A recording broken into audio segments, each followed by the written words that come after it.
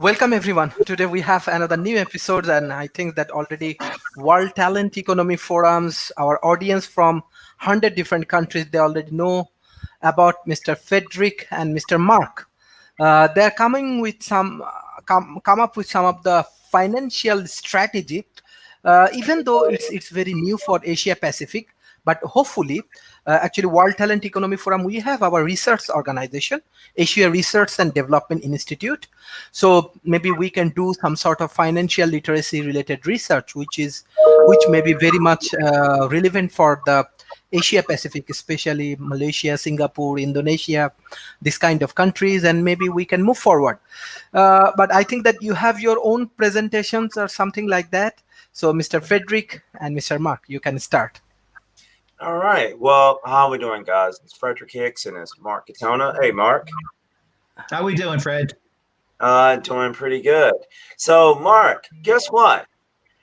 This time I'm going to let you lead and let you kind of and let you kind of walk through and kind of I'm going to kind of help be a moderator because I think a lot of times when we're talking about these topics, I tend to dominate the conversation too much. And I know other people want to hear from you too. So let's, talk about savings. What do you think? Perfect. I mean, it's a great time and any time is a great time to talk about savings. The problem with the world is we don't save enough. Okay. Maybe it's because of our certain types of behaviors that we have been taught from our parents and our friends and families. Maybe they're good habits, but a majority of the time they're bad habits because they're habits that think about something. Think about eating candy. Okay, everybody loves candy, especially women love chocolate. As a matter of fact, a lot of guys like chocolate too. But what happens once we develop these kind of bad habits? And it's an epidemic all over the world.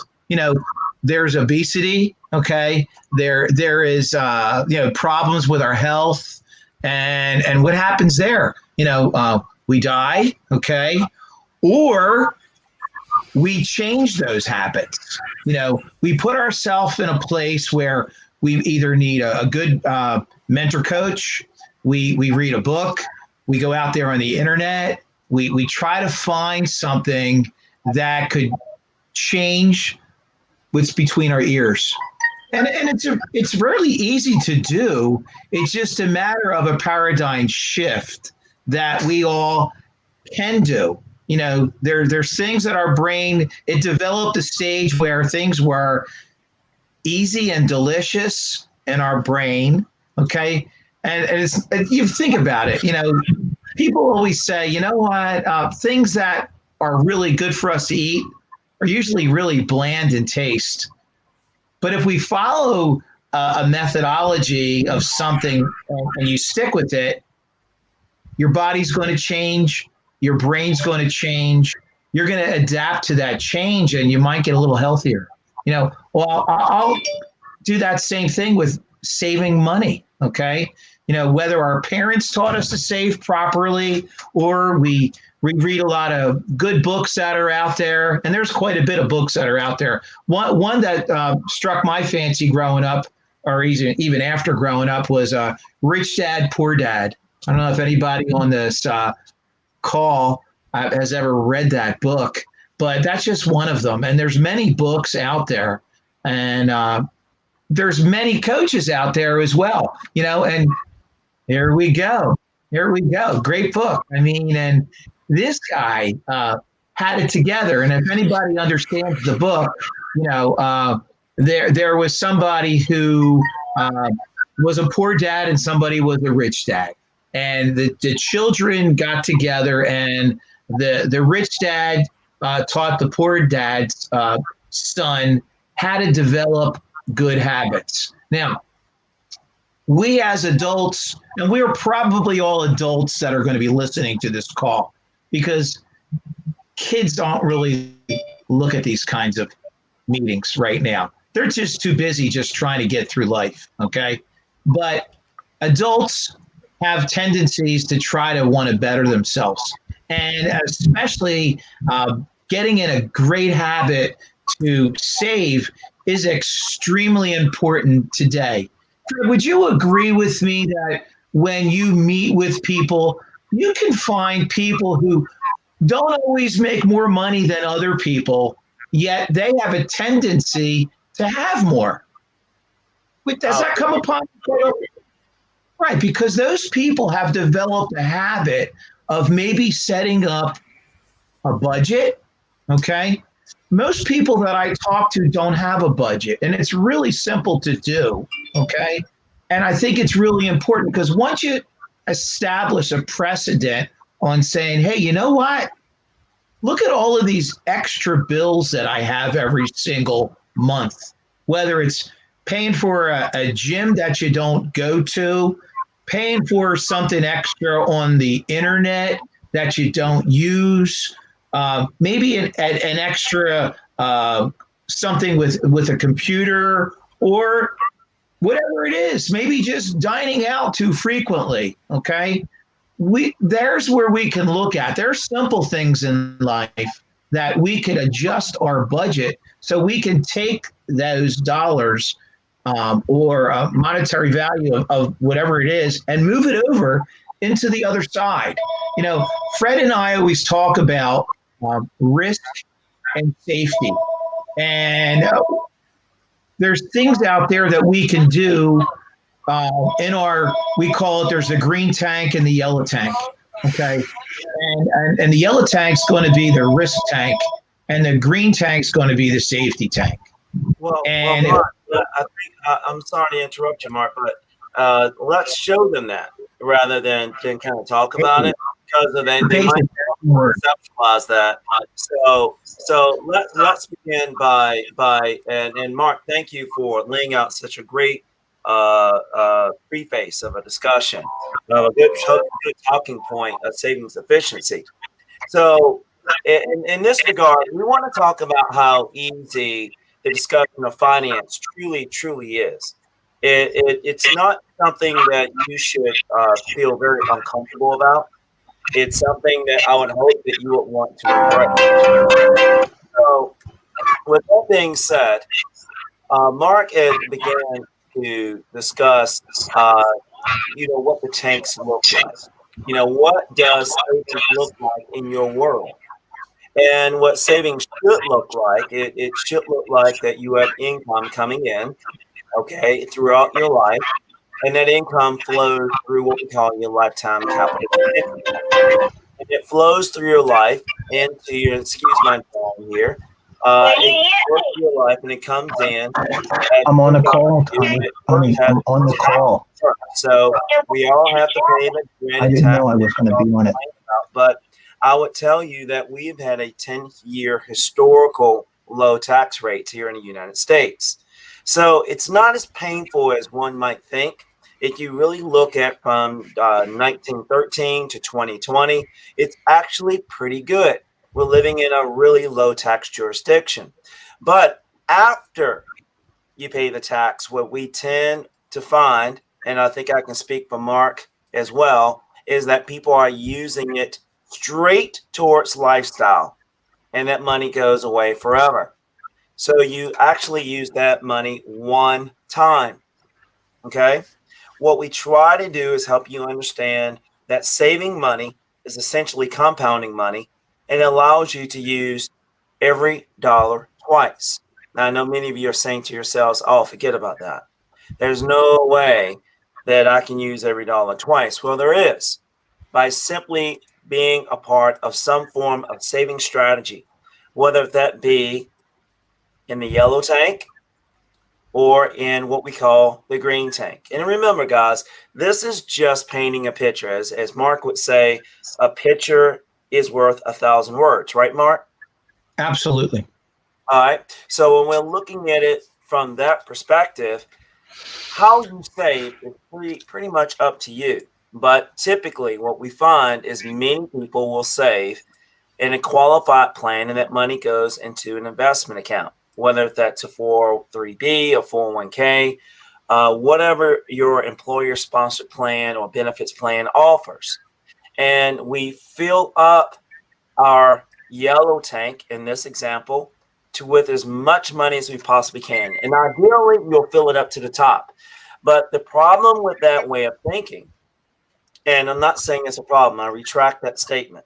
I'm saying that with that way of thinking, if you think one size fits all, you'll notice that there is no cap at the top of this tank, which means that the money can go away simply by market volatility.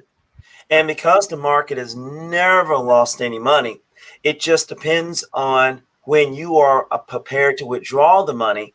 If the market is looking like this, you may have to work longer in order to get back to where you were. So, is there a more efficient way of saving? Absolutely. And that's what we call the green tank. Okay. We're not endorsing any particular way of saving. We're just trying to say that you're already doing a very good job of saving if you, in fact, have a qualified plan or any type of 401k. We're saying that is there a way to be more tax efficient without the volatility? Because when you withdraw it, guys, from the yellow tank, it's going to look a little bit something like this. And if you see what that red is, that red could be just as volatile because it depends on when you're withdrawing it, what your deductions are, who the president is, what your tax basis is. It can be just as bad as volatility because whether the money is going, your money may go down this way, it also can go out this way. So I want you to remember something really important here that I tell everyone. It's not what you earn, it's what you can keep. It's not what you earn, it's what you can keep. So if taxes at the time in which you're withdrawing it looks more like this, guess what? You're going to end up losing the ability to live the lifestyle that you would like to live because you have an over-reliance on Social Security. If it looks more like this, well, no one says that you won't rely on your subsidy called Social Security, but you'll have more money to spend, which because you're winning. The only problem is that as tax rules or laws go, they are always constantly changing. So, with that being said, this or this, let's look at how we can remove some of that unpredictability for your future. And that is saving over here. Notice that it has, sorry about that. Notice that it has a cap on it. It also reads here that it is safe. So there are ways of being able to save efficiently and grow your circle of wealth, so to speak, to higher heights and remove some of the moving parts that happens in the risk tank, which is also known as the yellow tank. So without getting into any other discussions like borrowing money or looking at housing if you have a mortgage, let's move on to talking about how to save more and what does saving more look like. Well, I'm asked all the time, and Mark, I'm sure you would agree, how much do you need to save? Well, the answer to it is short, a lot. It's never enough. The problem is doing it. It's like going to the gym. It's an 80-20 rule, right? 80% of what you do outside the gym equals to the 20% that you do in the gym. You've got to have the discipline outside of the barbells and the treadmills and the cross trainers. That's only part of the equation. 80% of it's how you eat. So how do you eat in the real world? Well, you have to earn an income. But if you rob from your future now, you won't have anything later when you need it the most, when your income is less. And then it creates that dependency on Social Security or working longer or doing something that might not put you in a position of a safety position, but a risky position, because then you're trying to invest your way to a savings. You're just on fire. You have to do something. Something is better than nothing.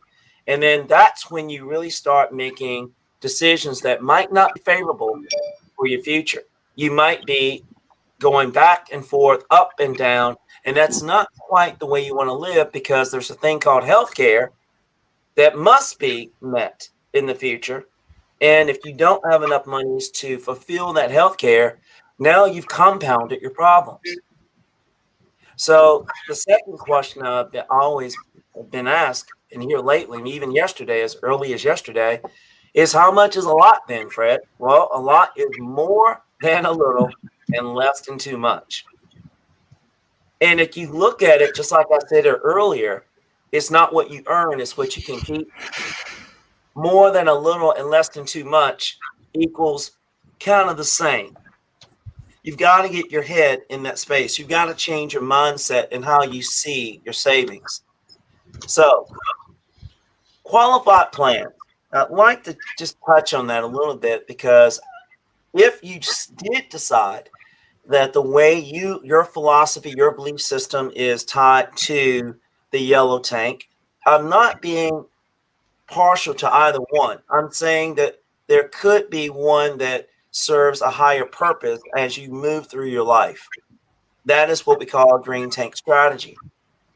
So there are good and bad seasons. We're right now here in the United States, we're kind of in a bad season. There's a lot of moving parts. We're in somewhat of a bear market, depending upon how you look at it, but it's a lot of uncertainty. Mark, do you agree with that? I totally agree with it. I mean, and that's what people have to understand, no matter where you are in the world.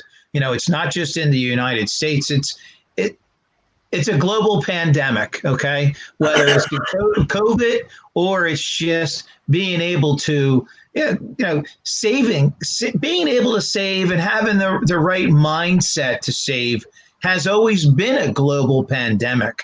We don't talk about it. When we talk about it, we talk about it when, you have your elder family members moving into your home, okay?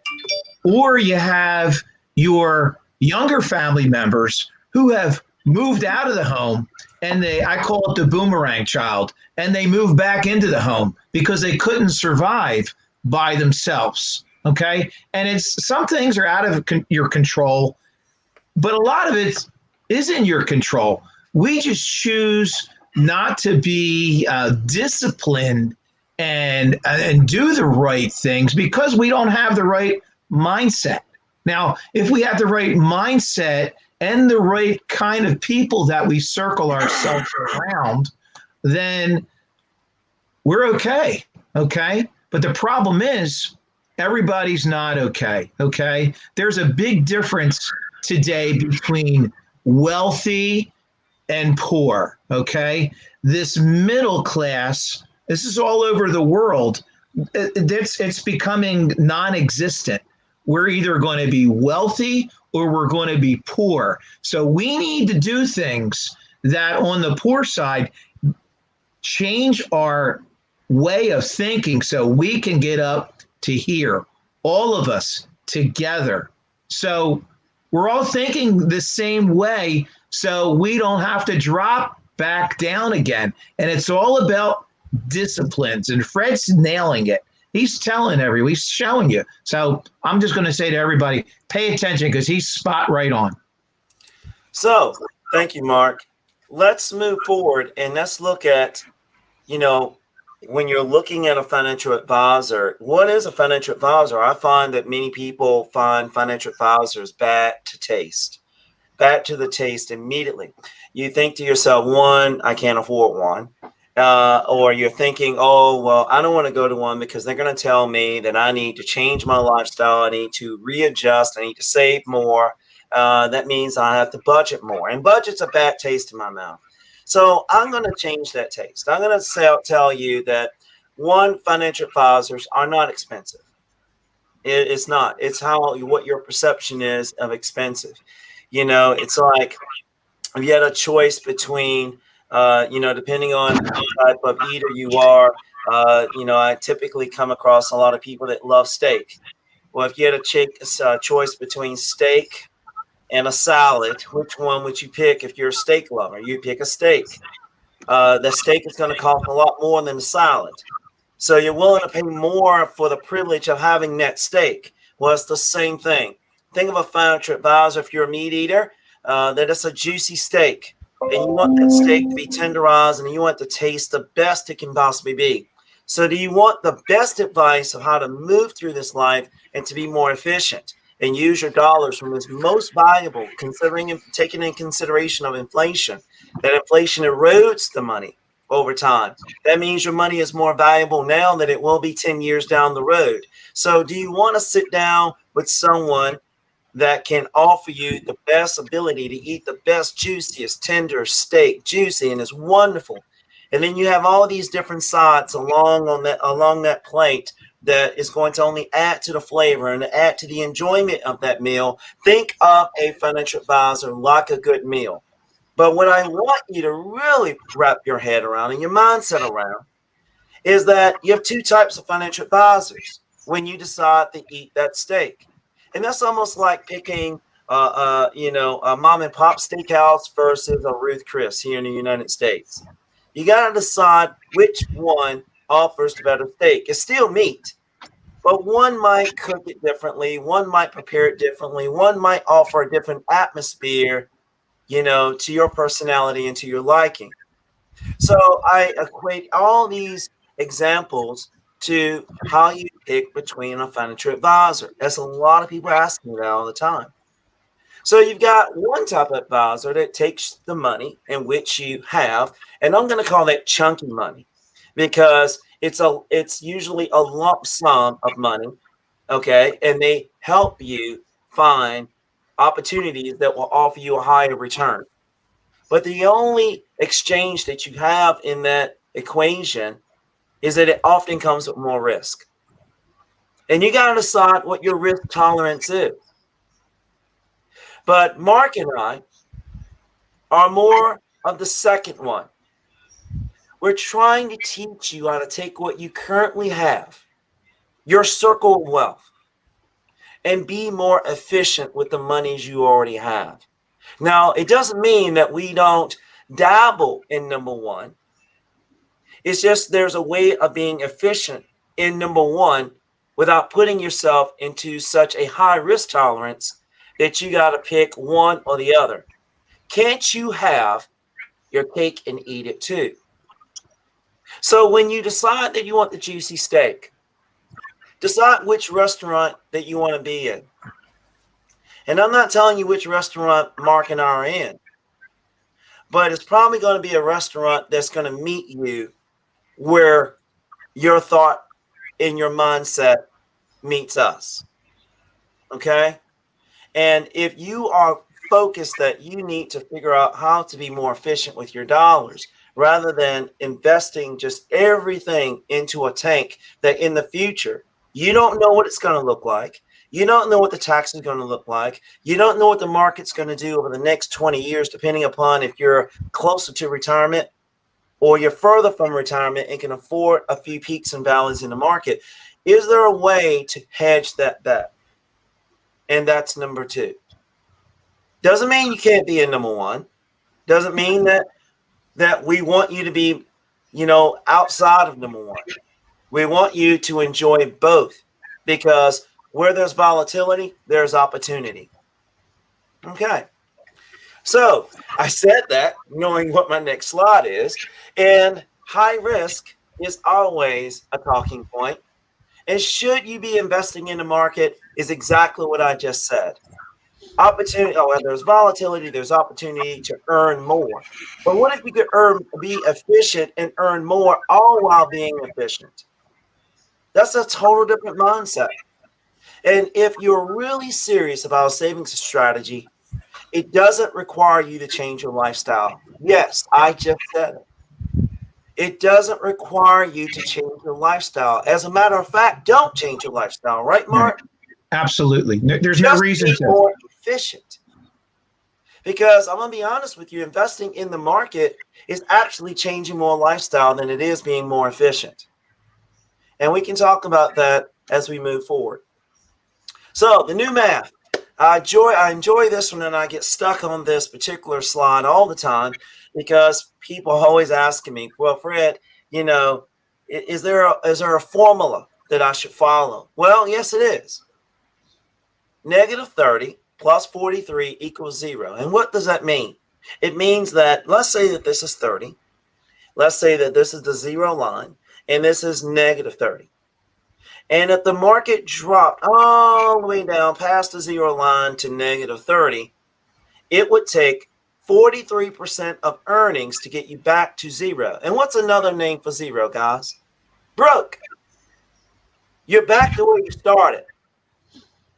It took you how many years to get back to where you started? And if any of you remember in the early 2000s, when the market had that downturn, it took approximately 8 years. Am I correct, Mark?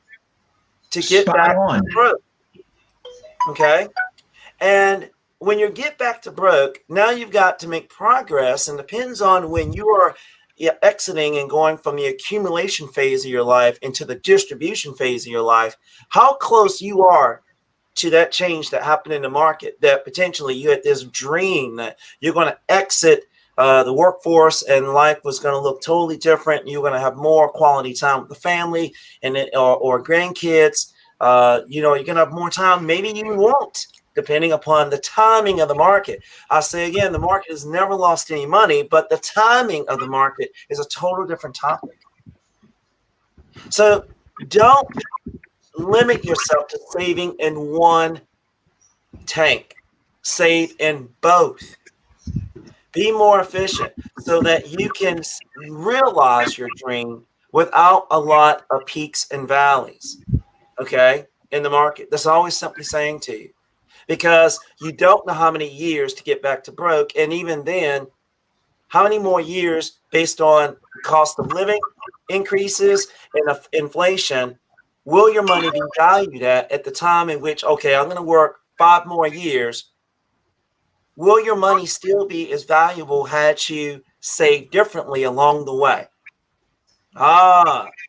Okay. So peaks and valleys, that's where the discussion needs to go. Okay. There are no bad qualified accounts. It's not. It's just how you perceive your savings efficiency and how efficient do you want to be with your dollars when it's valued at its highest point, which is today. 10 years from now, I say again, especially with what's going on here in the United States, with the CARES Act and with the national debt that was already existing prior to the CARES Act, a lot of people are going to feel some pain. And what we want you to do is to not feel that pain. So the goal is to always look at your strategy, visit with your money, see if you are on point and are you going in the right direction. And if you don't feel you are, engage a financial advisor. It doesn't have to be Mark or I. Find any financial advisor based on what I just taught you about, 1 or 2. Based on the example of a juicy steak or salad. If you're a meat eater, go out to the best steak you can have, but then pick the right restaurant that's going to allow you to eat the best food. The atmosphere may not be what you thought it would be, but that's what efficiency is. Some people look at Ruth Chris and say, oh, who cares? It's very expensive. And they'll go to mom and pop shop because the people know their names. They feel like that is more important. Decide what's important to you. And then when you're sitting down with a financial advisor, who's empowered? Who's empowered? Who can see things from a 30,000 foot viewpoint? You're not starting on the tarmac trying to push with gravity pushing down on you to get to 30,000 point. Get it cruise. Get it at cruise level. And then as you sit down with a financial advisor, realize your goals on descent because gravity is pushing you down automatically. That's efficiency. Hey, Fred, I want to interject with you because as people are meeting with people that they're calling their financial advisor. Okay. Lots of times the financial advisors out there already have a goal before they even meet the people. So it's extremely important that everybody who meets with somebody who they're comfortable with, they already have some type of their own goal set in mind and write it down. Okay. Bring it to the meeting. Okay. We hear and speak with people all over the country and now all over the world, when we're meeting with them, that we want to know what their end goal is in mind. Lots of times people's goals are different than other goals. Some people live very, very simple lives. Some people live and Fred and I work with them on very expensive lives that some people can't even fathom those lives. But Fred and I have the opportunity to meet both ends of the extreme.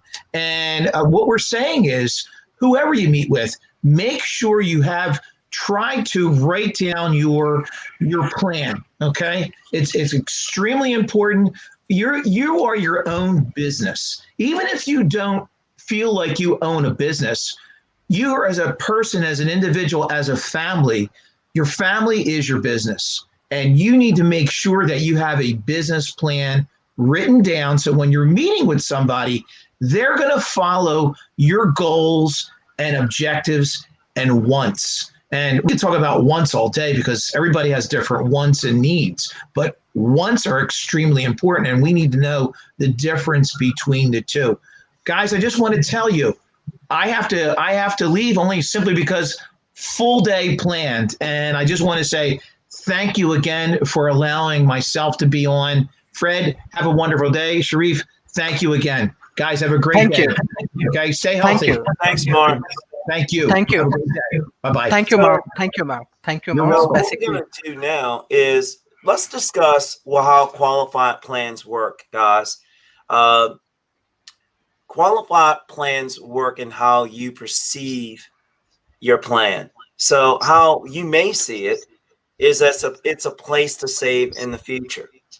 Okay. I have most people tell me that that's the only place I have any dollars. I have very little in case of emergency. And to get access to those dollars would cost me dearly. Well, we look at their money in the account as our money. Okay. And we can't look at the account always as our money because IRS sees the plan differently. Now, this is here in the United States. The United States says that, that you must pay your fair share. Okay. At least we hope you will pay your fair share, right? Depends on how you perceive it. And it's a place to tax in the future. Okay. So if it's a place to tax in the future, the money in the account is theirs and yours. And you have to really realize that you have a partner. And it is not your spouse or your boyfriend or someone that might be living with you. It is truly, before your earnings come to you, you must pay Caesar what's due unto Caesar. So the plans do two things. In any, any pre-tax plan, qualified plan, all these different titles. Tax code calls it 401ks, tax code 401k, tax code 403b. Doesn't matter. All of the numbers are tax codes, okay, that you can go to irs.gov and look them up. But they do two things. They defer the tax and they defer the tax calculation. Now, another word for defer is postpone. And what happens when we procrastinate? When you procrastinate, things get lost in the shuffle. So, as I said to you earlier, if future or tax rates are lower, you'll have more. That means you win. But if future tax rates are higher, you'll have less. And remember, we talked about in the beginning of the conversation that if you saw taxes from a 30,000 foot positioning, you would see from 1913 to 2020, taxes have been higher in history. And if you look in the last 10 years, which what I said here earlier, taxes have been realistically pretty level. So let's say, for example, if you have $100,000 in a qualified plan and you're in a 24% tax bracket, then this is what in that right-hand corner right here, guys, what you're looking at. For those of you who might have a smaller screen, let me see if I can draw it here for you. This is where I'm talking about. This is the area, okay? That is $76,000 that most people are earning either between two incomes or as a single income in 1 year. So if your plan is to save based on a qualified plan, based on a rate of return, and you don't factor in taxes into that discussion, you might be making a slight minor mistake. Because usually if you're investing or if you're working with a benefits manager or you're talking to an Edward Jones, a Fidelity guy, they're not having a tax discussion with you. They're having a rate of return discussion with you. That's their job. Their job is not to talk about the 800-pound gorilla in the room, which is called taxes.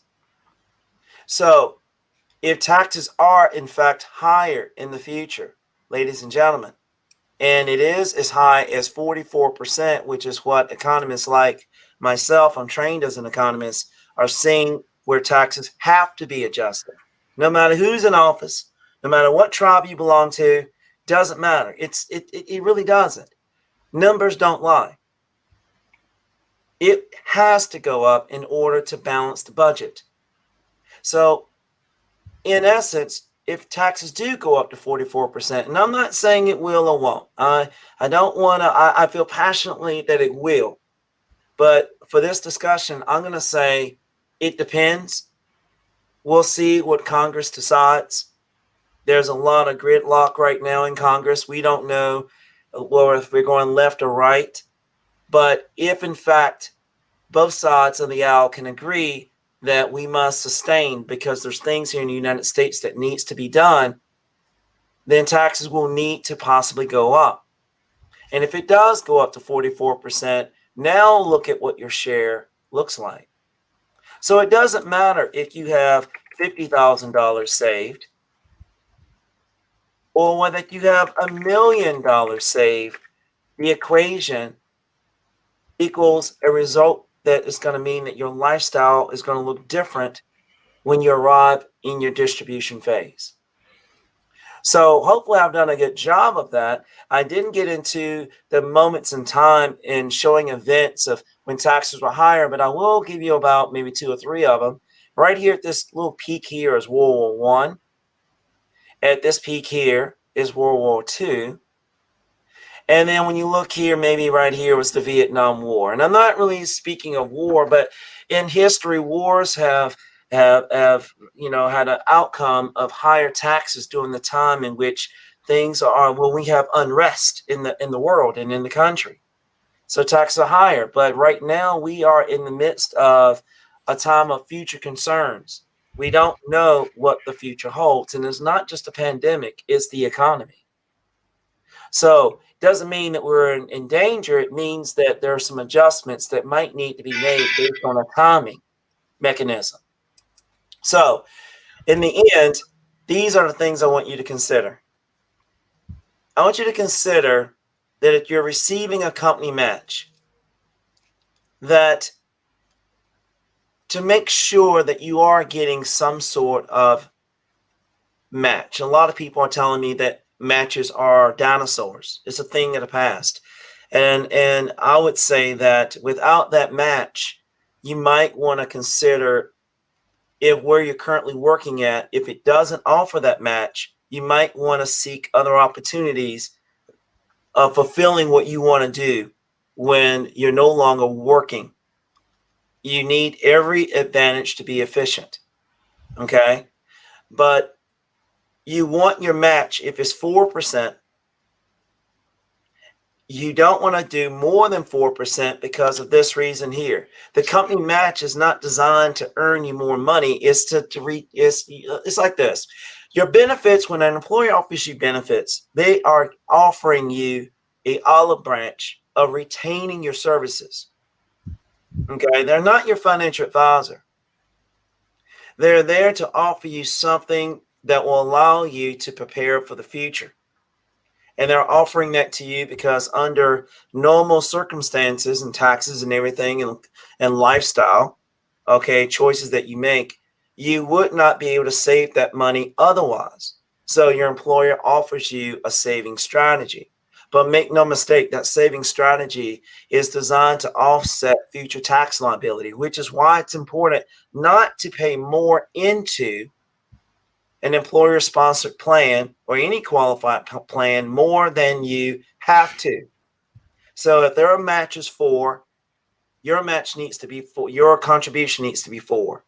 If you pay, okay, well, I'm going to be an overachiever, I'm going to put 6 in and they match 4, then what you've effectively done is increase the size of that tank. So if taxes are higher in the future and the bigger the tank, the more taxes will be levied on that tank. So enjoy the match, but be equal. Be parallel to what your employer is offering. Don't grow your tax liability more in the future.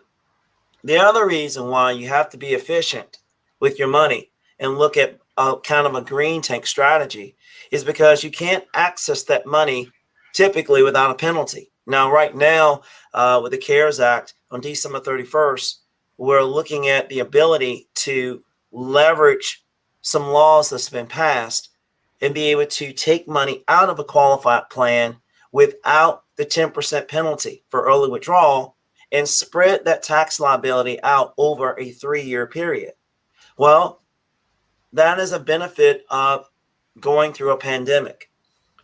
They have to help the citizens, the voters, do better, okay, in a time that money is a big talking point because unemployment is higher here in the United States due to challenges with COVID-19.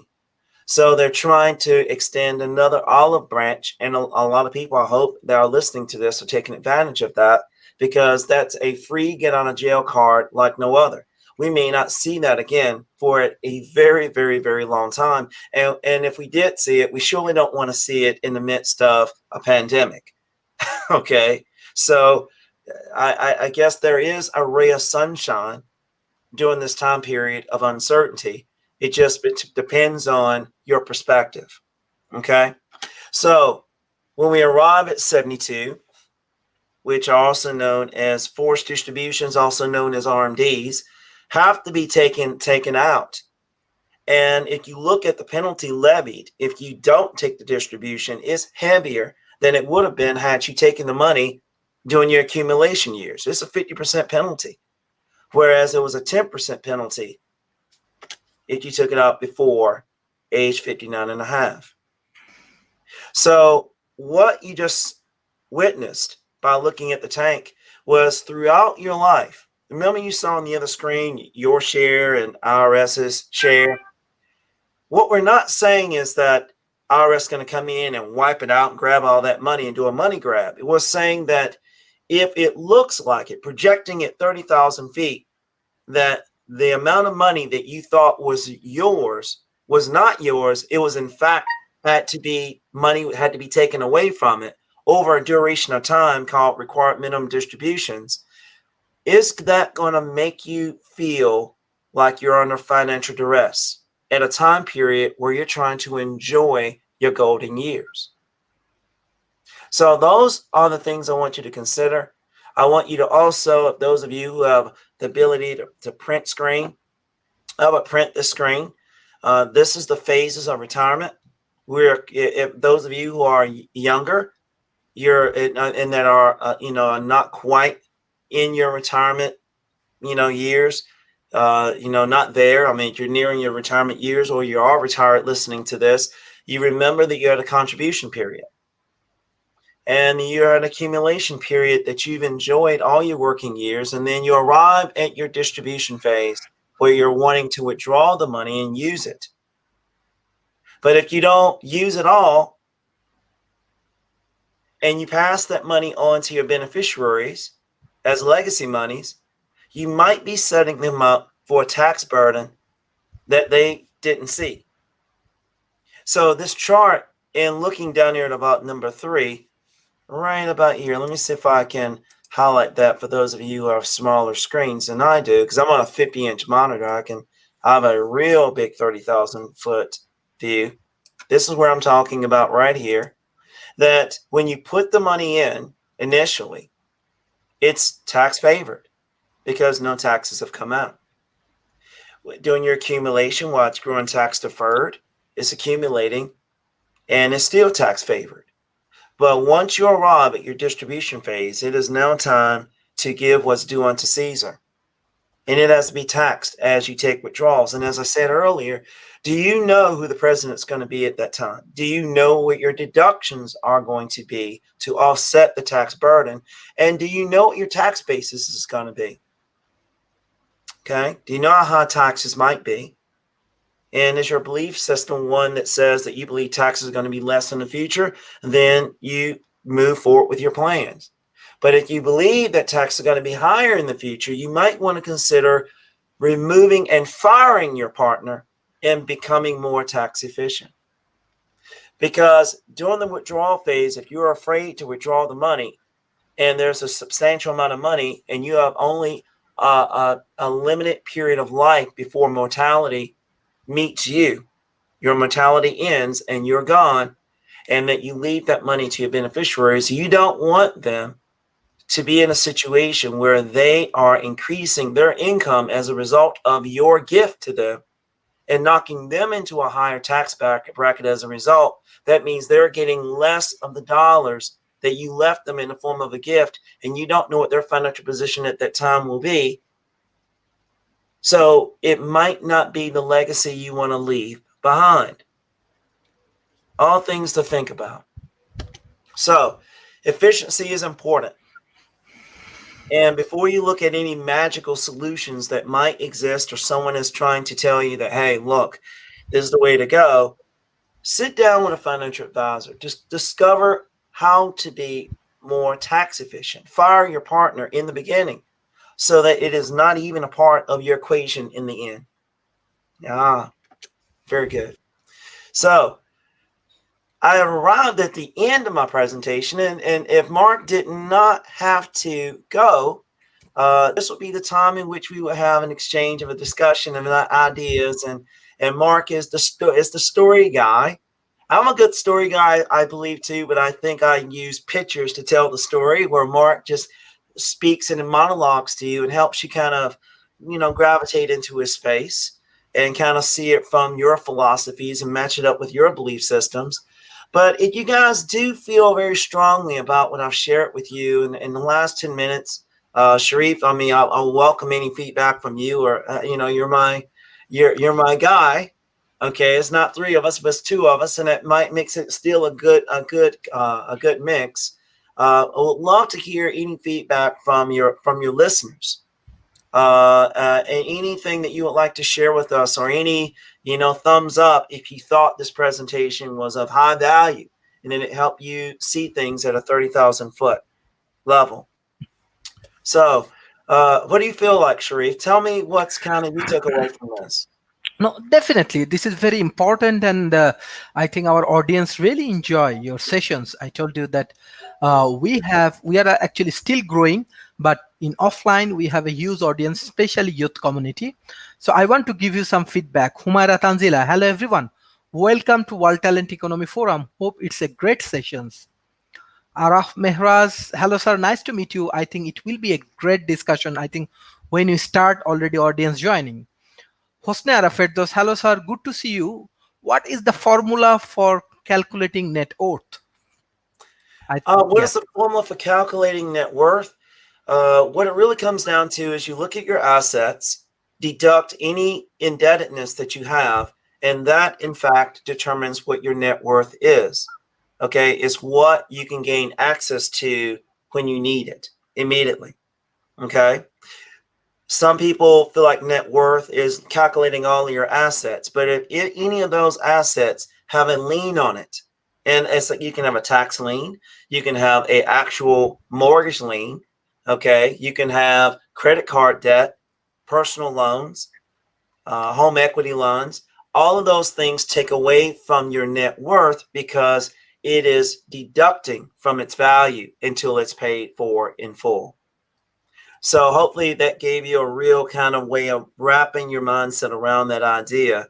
And the goal is to increase your net worth by way of liquidity versus assets. I think that is a very good point to add on to what you're saying and what your question is. I would focus on liquidity, the ability to pay off debt at any time, but you choose not to because you want the money to continue to grow and compound.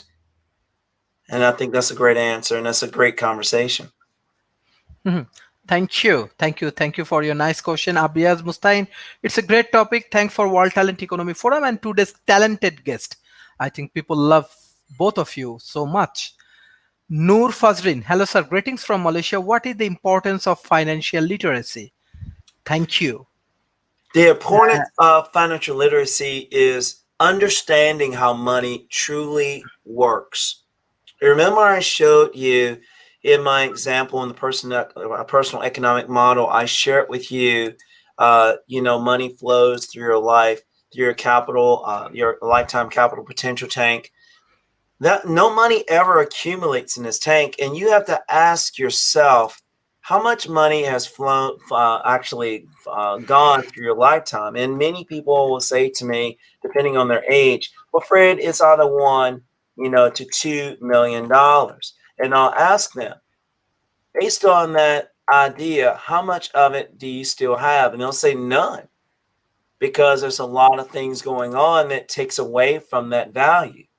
So by the time it comes through your life and flows from your employer straight to your tax filter, whatever is left, typically people live the way they choose to live and spend their money the way they choose to live it based on standard of living. So you have to look at financial literacy as a way of understanding your choices. And if you make good choices, then you will flow through life and pretty much stay at 30,000 feet, even at cruise control, right? At cruise level, excuse me, not control. But if you don't make those good decisions, you are always seeming to be stuck on the tarmac. And I love using the airplane example because I say again, gravity is pushing you down. And if you are not planning of how you're going to survive through your long life and as things come at you, and you're constantly in this tank, for example, constantly you grow the money, you empty the money as soon as emergency happens. You grow a little bit more, then another emergency comes up and knocks you back down to zero. Then financial literacy is needed so that you can stop this roller coaster ride of up and down and up and down. If there's a way that you can keep this and it continues to go up and up and up and up without interruption, financial literacy affords you that ability to understand what those tools and vehicles are that will help you sustain so that you can make better decisions in the future. Is that a good answer, Sharif? Yes, definitely, definitely. All right. I think people has a huge questions. Let's see how may we can cover. Uh, Mehdi Hassan Mahmood. Hello, sir. People sometimes feel shy to gather knowledge about money. What is your advice regarding that matter? Thank you. When I covered it in the beginning, when I used the steak and the salad and the restaurant analogy, what it really just comes down to is, I would say, you got to really just leap into it and gain an understanding of what you're going to gain in the end. What is the sense of value that you're looking for? It's like what Mark said here earlier. It's about writing down your goals and objectives. And what do you want? Once you figure out what you want, then you got to decide of that list, what do you need in order to move forward? You can't have everything you want, but there is a way to have your cake and eat it too. but you have to do it now. Like I used the gym analogy, 80% of the work is done outside the gym. So you've got to decide what level of discipline so that you can sustain as you arrive through these different phases of your life, the accumulation phase into your distribution phase. And how do you want your future to look? Do you want it to look that you are still working longer than you should? Do you want to worry about reducing your lifestyle in order to meet a goal? What do you want it to look like? So if you think about that, it ties again right back into the financial literacy conversation. It ties into the picking the right financial advisor that can allow you to achieve the goal by creating a strategy for you to achieve those goals. It's all about strategy. It's not about buying a product. It's not about a 401k or IRA or Roth IRA or any of these tools that we use. It's about creating a strategy and matching that strategy up to the product that's going to help you achieve the goal. So hopefully I answered your question. Yes, thank you. Hosna Rafeddos, how can financial management and practical education can be integrated together in a university? Well, what we're talking about now is not taught in any university or school. It is something that we're trying to convince educators, higher education to insert these classes into their mix. And it's up to them to do that. They have to see it as valuable. And I think sometimes we get so caught up in the curriculum. I know when I went to school, none of this was taught. I learned this as I went into the life that I'm currently in now, which is financial advisory. I learned it many, many years outside of graduation. So what I would say is that until the higher education, universities, colleges, vocational schools embrace that this is a main talking point that needs to be incorporated into their curriculum, go to Google and just start looking for things that allow you to make better decisions. Go to webinars and attend webinars and listen to what they're saying, and embrace and wrap your mindset around that. You need to decide between your wants and your needs so that you don't rob from your future. I hope that answered your question. Yes, thank you. Thank you. Mohammad Shohel Rana, his question is that can AI play an important role in financial literacy as the use of technology grow to meet the challenges of 21st century? You know, I'm going to be honest with you. I know that we've tried some other some AI techniques.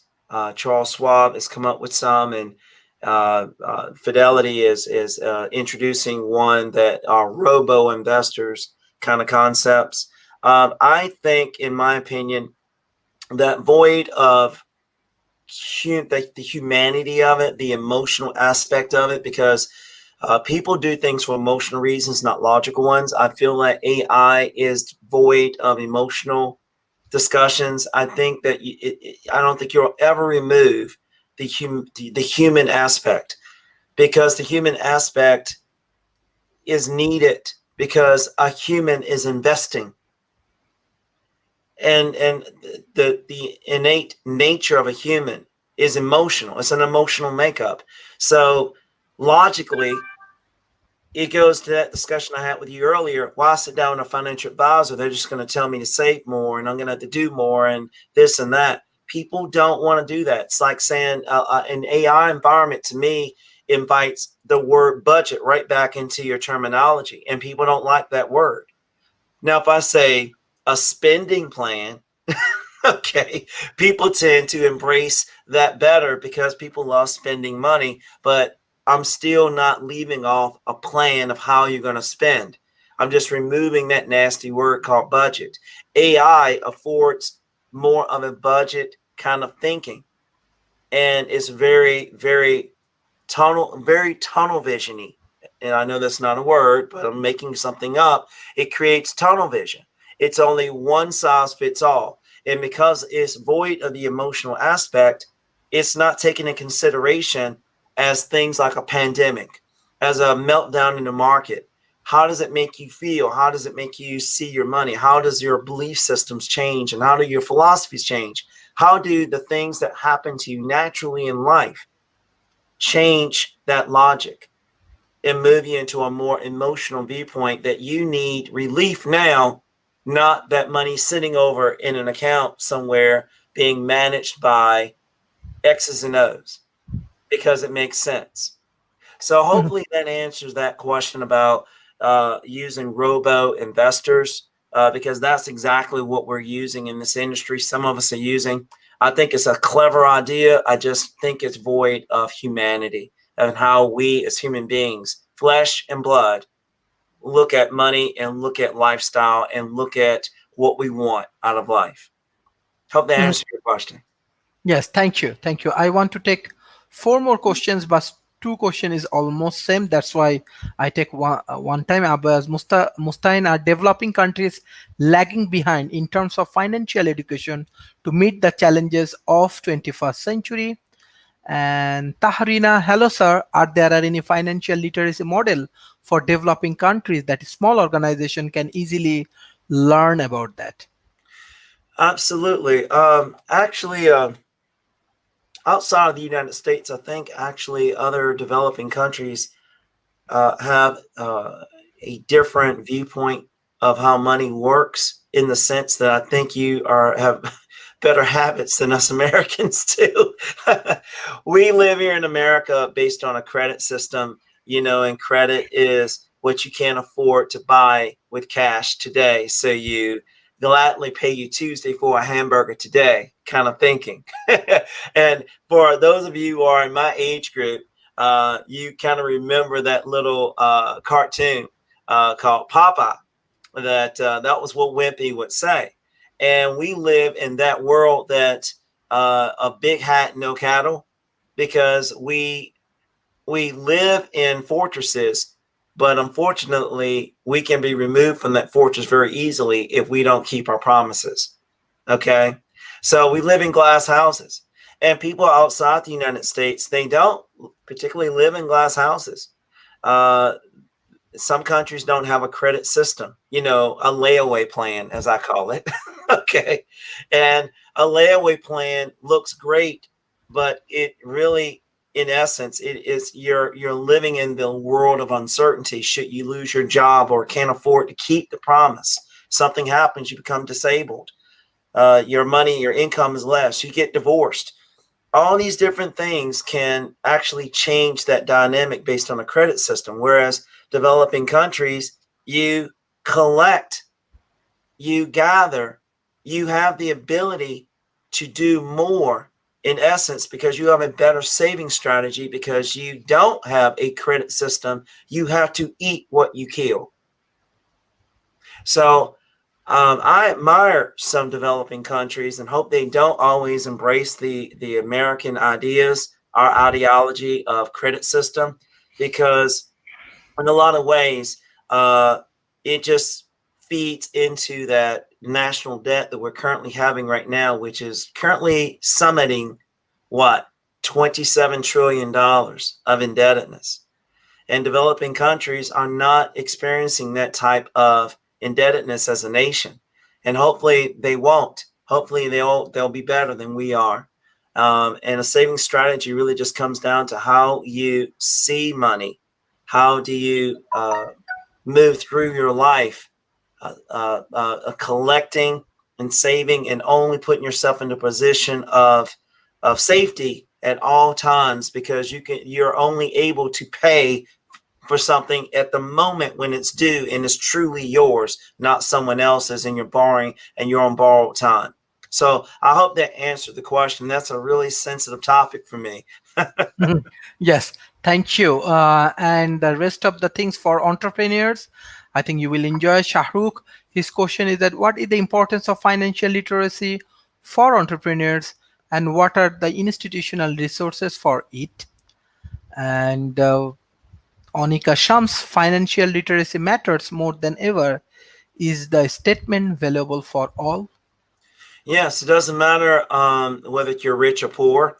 As a matter of fact, I find more wealthy people uh, avoid of financial literacy more than the middle or lower levels of income. And the reason why is that if you throw enough money at it, the problem will go away. But what happens when that cash flow is reduced by life's many, many, many challenges? And what people kind of do is they get used to great and better and wonderful, and they become a little bit overconfident. And when they become overconfident, they can't really wrap their head around that their lifestyle is up here. But if anything goes wrong, their lifestyle could very well drop down to here if they fail to plan. So most of my affluent clients, when I sit down with them, they feel empowered by what they can bring in a form of cash flow or assets in which they have. But I look for the holes in their plan that they don't factor in, which again is conditions. If their conditions change, if the United States conditions changed, or outside of the United States and other developing countries, if the conditions change, how valuable are you if your cash flow goes to zero? So I find that people that are in the middle of the road or below have better financial literacy, believe it or not, because they've learned to live frugally.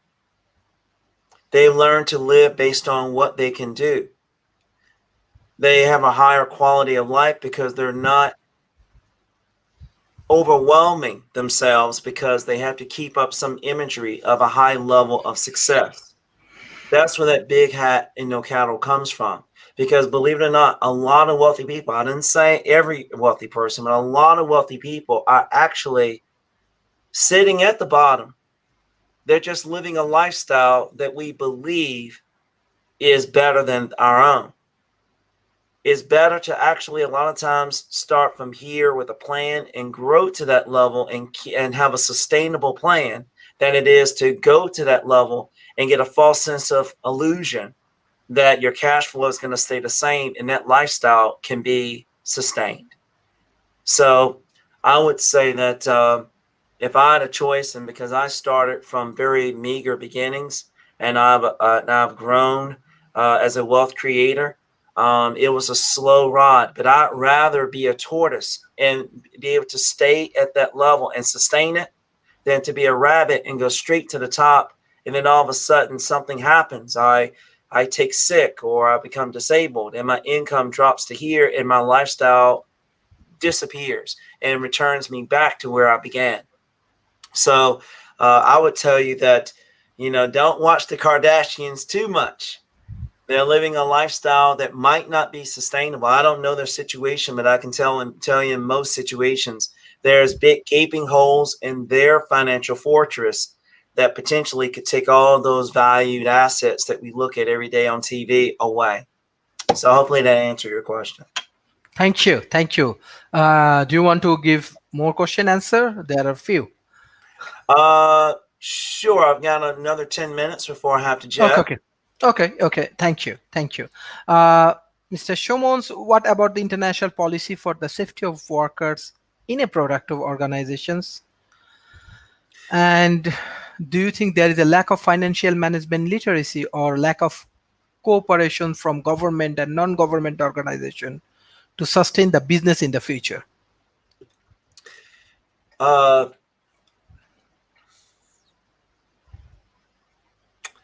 I think Mark would be better for that answer, just because it goes a little bit outside of my lane.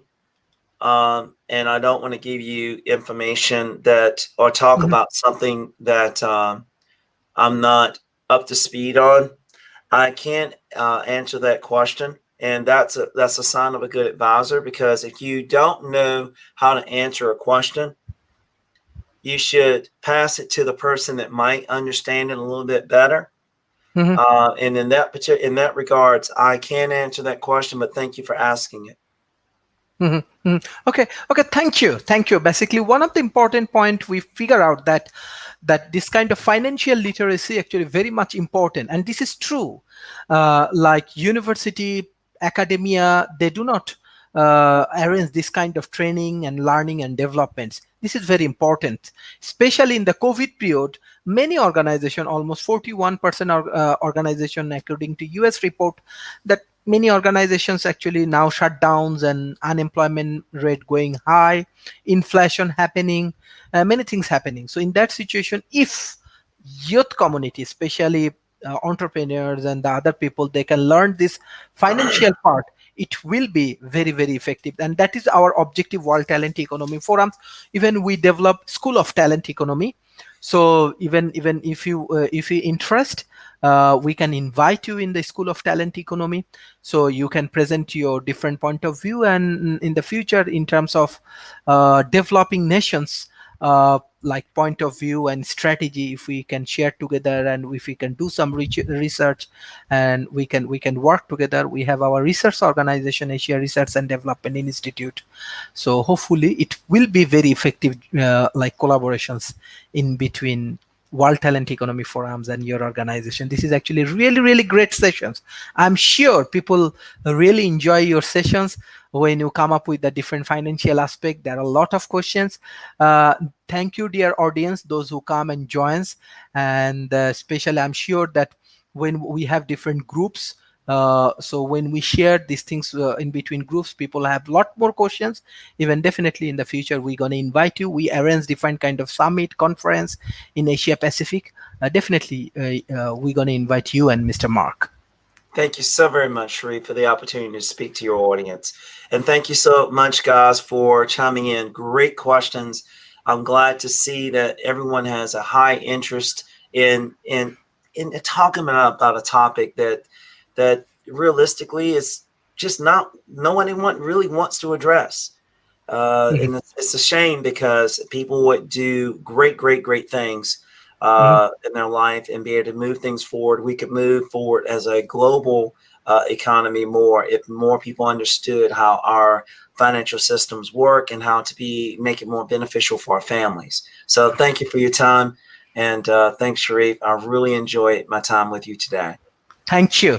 Basically, now we are reaching around 100,000 students, and we have a target in between 2 years, 2021 to 2022. We have to reach 1 million people.